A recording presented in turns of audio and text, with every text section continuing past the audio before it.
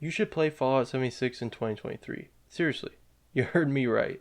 I was a huge Fallout fan for the longest time, and when I heard that they were making a multiplayer Fallout, I just about lost my mind. That was everything that myself and my friends wanted for the longest time. But the game released, and I think we all know what happened. But the beginning wasn't the only part of this game's story, and in this video I want to touch on the comeback that Fallout 76 made, and why now is a great time to hop into the game, especially if you've never played it and you're looking for a brand new MMO to try.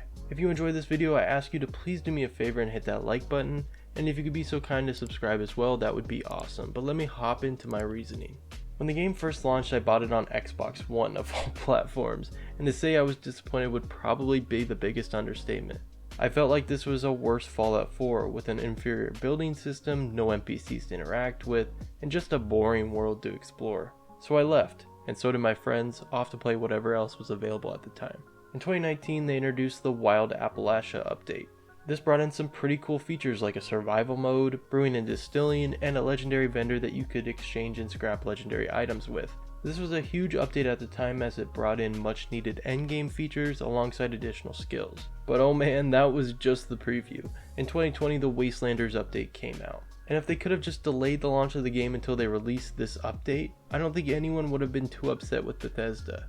This update changed everything.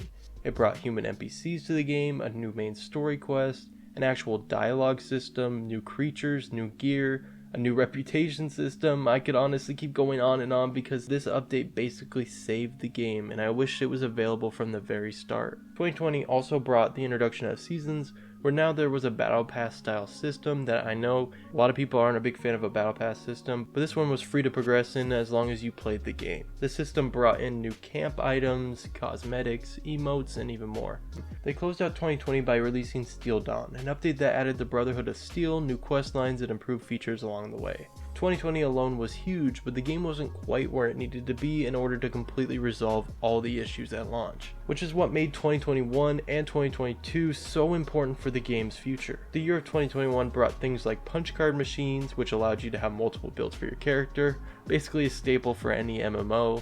It also closed out the Brotherhood of Steel questline, improved camp features, more quality of life updates, and Fallout worlds, if you have Fallout first, which is a discussion for a different video. But anyways, 2022 came along and was a bit quiet in the beginning, but in September they dropped the first expedition called the Pit. The Pit is basically a mid to end game activity that transported players over to Pittsburgh to fight fanatics for rewards, weapons, armor, and cosmetics. It brought in a new storyline, 2 new factions, and new rewards. Disappointing for some who wanted a little bit more out of an expansion, but still a much needed update for a game looking for more content. Nuka World on Tour also came out at the end of last year and brought in a new area, public events, and more camp improvements alongside even more quality of life improvements. So that sets us up to right now. 4 years of solid updates, quality of life improvements, content additions, and player experience upgrades. I can confidently say that Fallout 76 is some of the most fun that I've had in a game this year. It now truly embodies what it means to be a Bethesda game. The exploration, the interesting side characters, the real players in the game, the camp building system, the resource management game that you're always playing, and your camp, which you can always retreat to and show it off to all the other players in the game. Speaking of the camp building itself and the resource management alongside it already puts this up there as a must play for those who love playing survival games. You can easily spend hundreds of hours on your camp alone, farming, gathering materials, organizing the layout, bringing NPCs in to live with you, gambling on the slots. Man, I could just keep going on and on. But this is really just the surface. I haven't even spoke about the combat, the gameplay, the stories, or anything like that.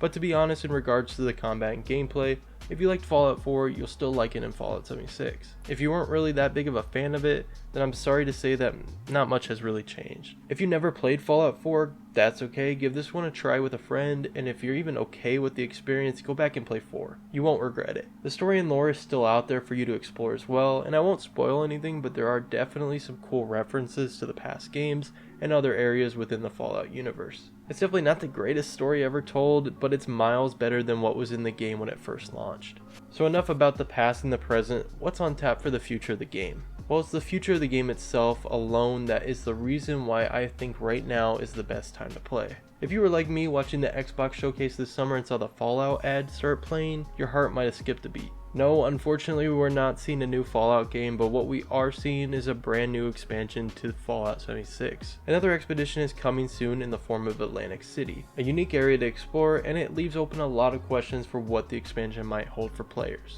But really, that excitement in the community is what is fueling this video.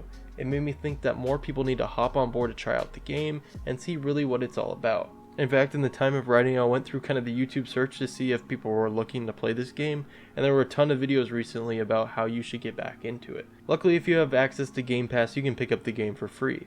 And if you don't, I can guarantee you can find a cheap copy somewhere out there in the wild. So give Fallout 76 a shot.